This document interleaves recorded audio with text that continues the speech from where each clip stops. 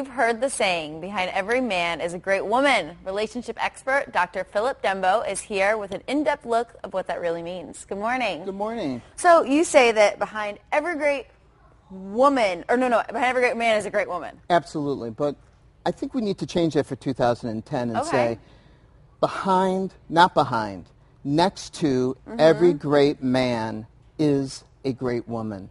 It is a partnership. It's no longer that women are behind men, cleaning up after them, taking care of them.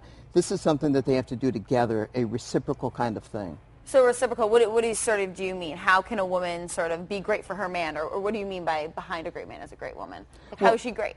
She's great. First of all, she's great unto herself. And I think every man will serve themselves well if they understand the greatness of their woman, if they understand her intellect, her beauty, her passion, who she is, her spirit, and be able to see that as a reflection of them, as a reflection of her, that it actually makes them better. If you have a woman in your life and you treat her the way you need to treat her to support her greatness, it makes you better.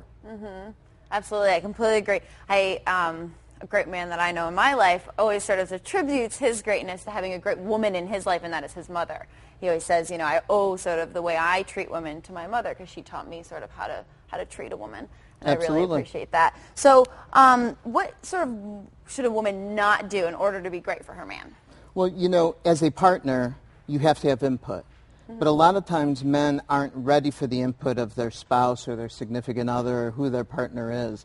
And so how she delivers herself, whether or not it comes across as nagging, judgmental, or frustrating. The other thing that I think is really important for a woman is to recognize that she doesn't live in anybody's shadow. There's sometimes a lot of resentment when a woman feels like he has the limelight.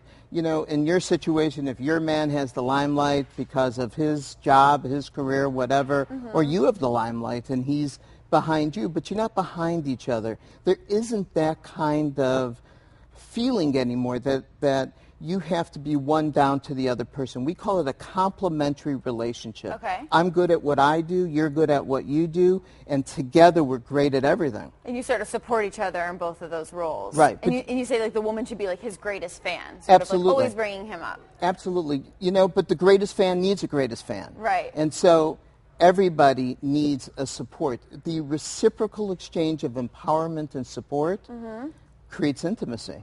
So what kind of ways do you feel like maybe a man or a woman could support each other to sort of be the other person's number one fan? Like what ways do we not do this, and can, you know, our viewers watching sort of know, like, this is how you can sort of lift your husband or your wife's spirits up and be their number one fan? What things can you do? Well, I believe in ritualized courtship, meaning not courtship on the holidays, Valentine's Day, your birthday, Christmas, those kinds of things, but people really need to get up every day with the intention of letting the other person know how special they are.